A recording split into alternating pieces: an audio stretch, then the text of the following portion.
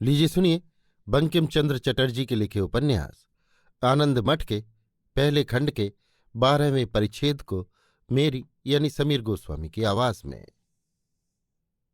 अनेक कष्ट सहने के बाद महेंद्र और कल्याणी की मुलाकात हुई। कल्याणी फूट फूट कर रोने लगी। महेंद्र तो और भी फूट फूट कर रोने लगे। रोने धोने के बाद आंखें पोंछने लगे। जितना अधिक आंखें पोंछते उतने ही अधिक आंसू उमड़ आते। आंसू रोकने के लिए कल्याणी ने खाने पीने की बात छेड़ दी। ब्रह्मचारी के अनुचर जो कुछ भोजन रख गए थे उनको खाने के लिए उसने महेंद्र से अनुरोध किया। दुर्भिक्ष के दिनों में अन्य व्यंजन कहाँ मिलते हैं, पर देश में जो कुछ है वो संतानों के लिए सुलभ ही है। उस जंगल में साधारण मनुष्य की पहुंच नहीं थी, इसलिए इस दुर्गम वन में फलों को कोई लेने नहीं आता था। नहीं तो जहां कहीं फल दिखाई पड़ते थे भूख से तड़पते हुए लोग उसे तोड़कर खा जाते थे। इसी से ब्रह्मचारी के अनुचर अनेक तरह के जंगली फल और थोड़ा सा दूध रख गए थे। इन सन्यासियों के बहुत सी गायें भी थीं। कल्याणी का कहा मान महेंद्र ने पहले तो स्वयं कुछ फलाहार किया, इसके बाद दूध में से थोड़ा सा लड़की को पिलाया और थोड़ा सा बचाकर रख दिया कि फिर पिलाएंगे। इसके बाद ही दोनों को नींद आने लगी और उन्होंने निश्चिंत होकर कुछ देर विश्राम किया। नींद टूटने पर दोनों में इस बात की सलाह होने लगी कि अब कहाँ चलना चाहिए।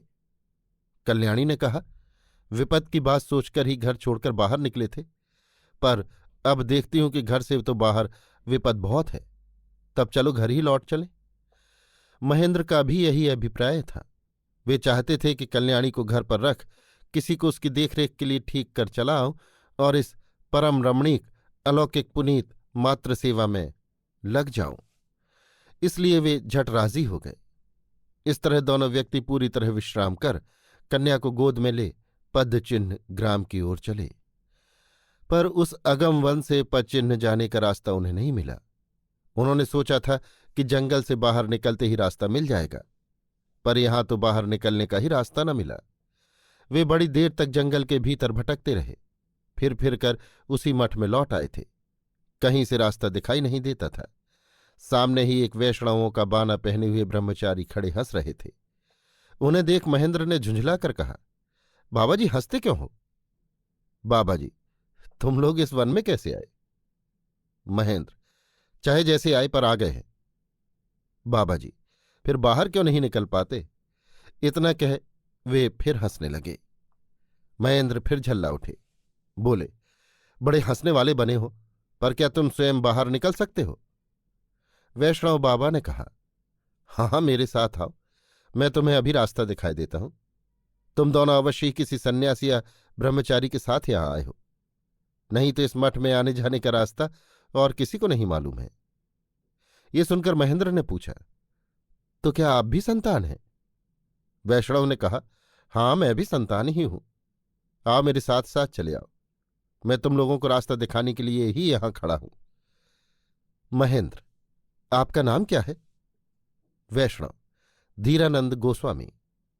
ये कह धीरानंद आगे आगे चले और महेंद्र तथा कल्याणी उनके पीछे।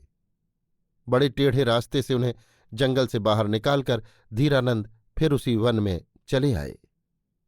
आनंद वन से बाहर हो कुछ दूर जाते ही उन्हें हरे भरे वृक्षों से भरा हुआ मैदान दिखाई दिया। एक ओर तो मैदान था और दूसरी ओर जंगल के बगल से सड़क चली जाती थी। एक स्थान पर वन के बीच में बहती हुई एक छोटी सी नदी कलकल शब्द कर रही थी। उसका जल निर्मल और अति नीले रंग का था। नदी के दोनों ओर के सुंदर शोभामय नाना भांति के वृक्षों की छाया जल पर पड़ रही थी। तरह तरह के पक्षी वृक्षों पर बैठे हुए कलरव कर रहे थे। वो मीठी मीठी बोलियां नदी के मधुर कलकल शब्द में मिल जाती थीं। उसी तरह वृक्षों की छाया और जल के रंग भी आपस में मिल गए थे। कदाचित कल्याणी का मन भी उस छाया में रम गया। कल्याणी एक वृक्ष के नीचे बैठ गई और स्वामी से भी बैठने के लिए अनुरोध करने लगी। कल्याणी ने स्वामी की गोद से कन्या को लेकर अपनी गोद में बैठा लिया। इसके बाद स्वामी का हाथ अपने हाथ में लिए हुए वो कुछ देर तक चुपचाप बैठी रही। फिर पूछा, आज मैं आपको बड़ा उदास देख रही हूं। सिर पर जो विपद आई थी वो तो टल ही गई, फिर ये उदासी किस लिए? महेंद्र ने एक लंबी सांस लेकर कहा, अब मैं अपने आपे में नहीं हूं। क्या करूं, कुछ समझ में नहीं आता। कल्याणी: क्यों? महेंद्र: तुम्हारे खो जाने पर मेरे ऊपर जो बीती उसका हाल कहता हूं, सुनो। ये कहकर महेंद्र ने सारी कथा व्यवरेवार कह सुनाई। कल्याणी ने कहा, मेरे ऊपर भी बड़े संकट आए, मैं भी बड़ी मुसीबत में पड़ गई थी, पर वो सब सुनकर क्या लाभ। इतना दुख होने पर भी मुझे कैसे नींद आ गई थी समझ में नहीं आता। कल रात पिछले पहर मुझे नींद आ गई थी। नींद में मैंने स्वप्न देखा। किस पुण्य बल से मैंने वैसा स्वप्न देखा नहीं कह सकती। मैंने देखा कि मैं एक अपूर्व स्थान में पहुंच गई हूं। वहां मिट्टी का नाम निशान नहीं है, केवल ज्योति, अत्यंत शीतल ताड़ित प्रवाह की तरह अत्यंत मधुर ज्योति। वहां मनुष्य नहीं है, केवल ज्योतिर्मय मूर्तियां ही दिखाई पड़ती हैं। वहां किसी तरह का शब्द नहीं होता, केवल कहीं दूर पर मधुर गीत वाद्य की तरह कोई शब्द सुनाई पड़ता है। नवविकसित लक्ष्य लक्ष्य मल्लिका मालती तथा गंधराज की गंध चारों ओर फैली है।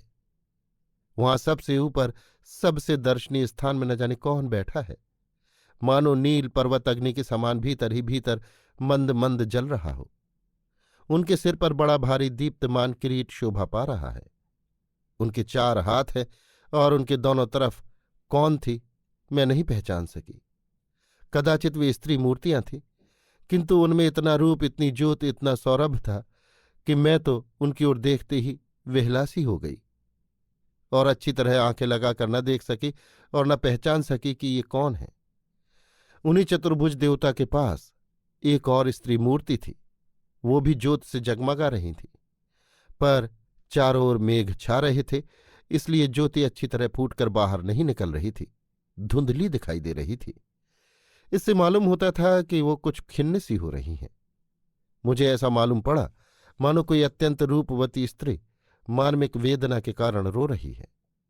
मंद सुगंध युक्त वायु की तरंगों में प्रवाहित मैं भी उसी चतुर्भुजी मूर्ति के सिंहासन के सामने आ गई। तब मानो उसी दुखिता और मेघ मंडिता स्त्री ने मेरी ओर इशारा करते हुए कहा, बस यही है वो जिसके कारण महेंद्र मेरी गोद में नहीं आता। इसी समय मुझे सुरीली मधुर ध्वनि सुनाई पड़ी।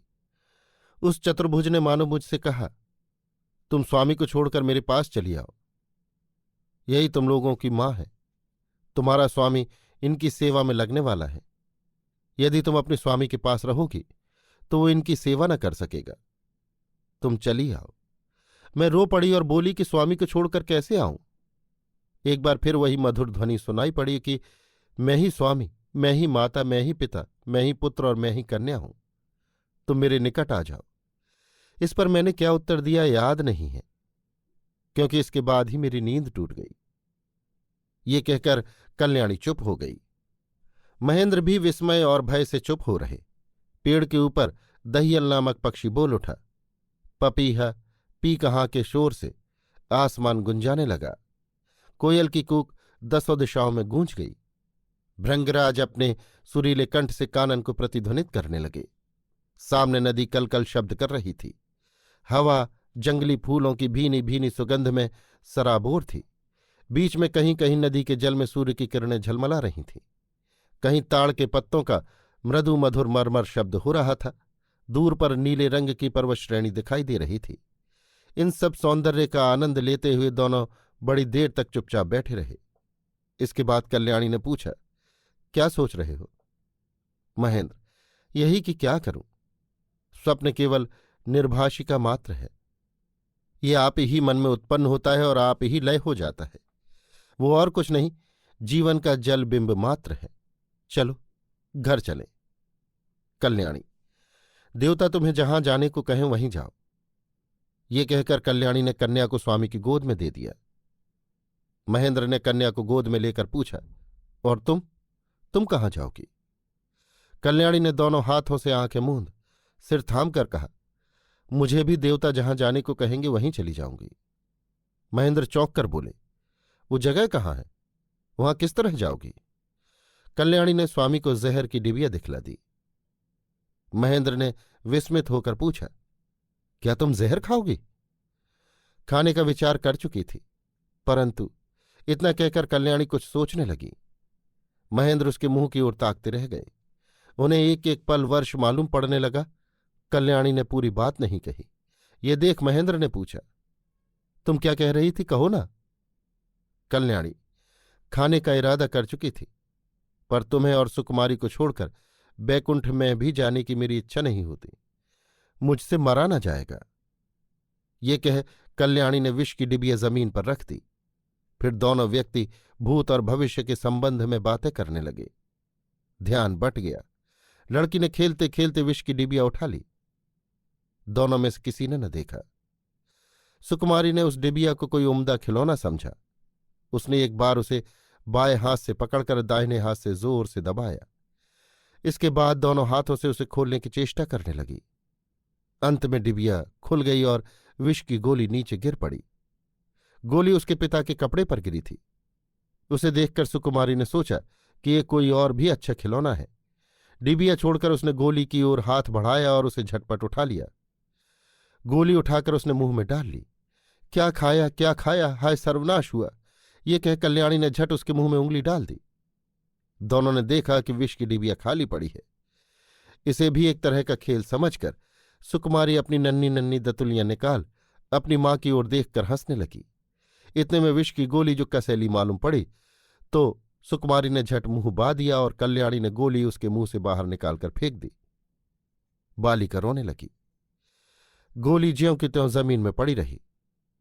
कल्याणी दौड़ी नदी से आंचल भिगो लाई और कन्या के मुंह में जल निचोड़ने लगी। उसने अधीर होकर महेंद्र से पूछा, क्या कुछ जहर पेट में भी चला गया है? सबसे पहले संतति की दुष्कामना ही माँ बाप के ध्यान में आती है। जहां अधिक प्रेम होता है वहां आशंका भी अधिक होती है। महेंद्र ने पहले नहीं देखा था कि विष की गोली कितनी बड़ी थी। ये प्रश्न सुन उसे अच्छी तरह देखभाल कर बोले, हाँ मालूम होता है कि बहुत सा खा गई है। कल्याणी को भी सहज ही इस बात का विश्वास हो गया। वो भी बड़ी देर तक विष की गोली को देखती रही। थूक के साथ विष का कुछ अंश पेट में चला गया था। अतएव विष के प्रभाव से वो बेहोश होने लगी। वो छटपटाने लगी और रोती रोती एकदम बेसुध हो गई। तब कल्याणी ने स्वामी से कहा, अब क्या देखते हो? सुकुमारी को देवताओं ने बुला लिया। वो जिस राह पर गई है मुझे उस राह पर जाना है। ये कह कल्याणी उस विष की गोली को मुंह में डालकर तुरंत ही निगल गई। महेंद्र रो पड़े, बोले, हाय कल्याणी, तुमने ये क्या कर डाला?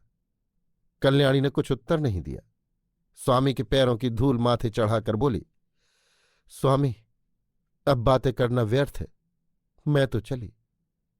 हाय कल्याणी, ये तुमने क्या कर डाला? ये कहकर महेंद्र जोर जोर से रोने लगे। कल्याणी ने बड़े ही धीमे स्वर में कहा, मैंने जो कुछ किया है अच्छा ही किया है। तुच्छ नारी के कारण तुम्हें देवता के कार्य से विमुख होना पड़ता। मैंने देवता की बात टाल देनी चाहिए थी। इससे मेरी लड़की के प्राण गए। अधिक अवज्ञा करती तो कदाचित तुम्ही को खोना पड़ता। महेंद्र ने रोते हुए कहा, मैं तुम्हें कहीं रखा था। जब हम लोगों का कार्य सिद्ध हो जाता तब फिर तुम्हें लेकर सुख से जीवन बिताता। कल्याणी, तुम्हारी ही दम तक तो मेरा इस दुनिया से नाता था। तुमने आज ये क्या कर डाला? जिस हाथ के बल पर मैं तलवार पकड़ता वही हाथ तुमने आज काट डाला। तुम्हारे बिना अब मैं व्यर्थ हूं। कल्याणी, तुम मुझे कहाँ ले जाकर रखाते? ऐसा कौन स्थान रह गया है? माँ बाप भाई बंधु सभी तो इस अकाल चक्कर में पड़कर मर गए। फिर मेरे लिए किसके घर में जगह थी जहां ले जाते? मुझे कौन सी राह ले जाते तुम ही कहो। मैं तुम्हारे गले की फांस थी, मर गई, बला टली। अब मुझे आशीर्वाद दो कि मैं मरकर उसी ज्योतिमय लोक में जाऊं और वहीं तुमसे मिलूं। ये कहकर कल्याणी ने फिर स्वामी की पदरज माथे पर चढ़ाई। महेंद्र कुछ बोल न सके, फिर रोने लगे। कल्याणी अति मृदु, अति मनोहर, अति स्नेहमय कंठ से फिर कहने लगी, देवता की इच्छा को कौन टाल सकता है? उन्होंने मुझे संसार से विदा होने की आज्ञा दी है। अब मैं चाहूं भी तो ठहर नहीं सकती। यदि मैं अपने आप विष खाकर न मरती तो मुझे और ही कोई मारता। इसलिए प्राण देकर मैंने कुछ बुरा काम नहीं किया। तुमने जो व्रत ग्रहण किया है उसे काय वचन मन से सिद्ध करो, इससे तुम्हें पुण्य होगा। इसी पुण्य के प्रभाव से मुझे स्वर्ग मिलेगा। फिर हम तुम इकट्ठे हो अनंत काल तक स्वर्ग का सुख भोग करते रहेंगे। इधर सुकुमारी ने एक बार वमन किया, इससे वो कुछ संभल गई। उसके पेट में इतना विष नहीं पहुंचा था जिससे जान निकल जाती। पर उस समय महेंद्र का ध्यान उसकी ओर नहीं था। वे कन्या को कल्याणी की गोद में रख दोनों को गाढ़ आलिंगन कर रोने लगे। उसी समय जंगल के भीतर से मृदु पर मेघ की तरह गंभीर शब्द सुनाई दिया। हरे मुरारे मधुकैट भारे, गोपाल गोविंद मुकुंद शौरे। उस समय कल्याणी की नस नस में विष प्रवेश कर रहा था। उसकी चेतना कुछ कुछ लुप्त हो रही थी। उसने बेहोशी की हालत में सुना, मानो उसी बैकुंठ में उसी वंशी की सुरीली तान में कोई गा रहा है। हरे मुरारे मधुकैट भारे, गोपाल गोविंद मुकुंद शौरे। कल्याणी भी उसी बेहोशी की हालत में अपने सुमधुर कंठ से पुकार उठी, हरे मुरारे मधुकैट भारे। उसने महेंद्र से कहा, बोलो, हरे मुरारे मधुकैट भारे।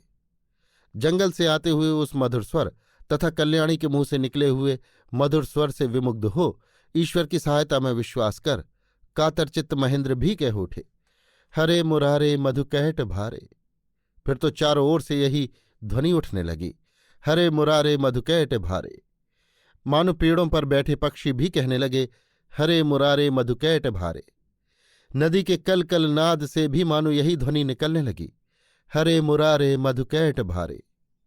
उस समय महेंद्र अपना सारा शोक संताप भूल गए। पागलों की तरह कल्याणी के सुर में सुर मिलाकर कहने लगे, हरे मुरारे मधुकैट भारे। जंगल के भीतर भी मानो उन्हीं की तान में तान मिलाकर कोई कह रहा था, हरे मुरारे मधुकैट भारे। क्रमशः कल्याणी का कंठ स्वर धीमा पड़ने लगा, तो भी वो कह रही थी, हरे मुरारे मधुकैट भारे। धीरे धीरे कंठ बंद हो गया। कल्याणी के मुंह से आवाज नहीं निकलती। उसकी आंखें बंद हो गईं, देह ठंडी पड़ गई। महेंद्र समझ गए कि कल्याणी हरे मुरारे रटती रटती वैकुंठ धाम को चली गई। तब पागलों की तरह ऊंचे स्वर से कानन को कंपित करते और पशु पक्षियों को डराते हुए महेंद्र पुकारने लगे, हरे मुरारे मधुकैट भारे। उसी समय न जाने किसने वहां जाकर उन्हें अपनी छाती से लगा लिया और उनके गले में गला मिलाकर पुकारने लगा, हरे मुरारे मधुकैट भारे। फिर तो दोनों व्यक्ति उसी अनंत की महिमा से उस अनंत अरण्य में उस अनंत पथगामिनी के शरीर के सामने बैठे हुए अनंत भगवान का नाम ले लेकर पुकारने लगे। पशु पक्षी चुप हैं, पृथ्वी शोभामयी हो रही है। वो स्थान और समय इस परम संगीत के लिए पूर्ण रूप से उपयुक्त थे। सत्यानंद महेंद्र को गोद में लेकर बैठ गए। अभी आप सुन रहे थे बंकिम चंद्र चटर्जी के लिखे उपन्यास आनंद मठ के पहले खंड के 12वें परिच्छेद को मेरी यानी समीर गोस्वामी की आवाज में।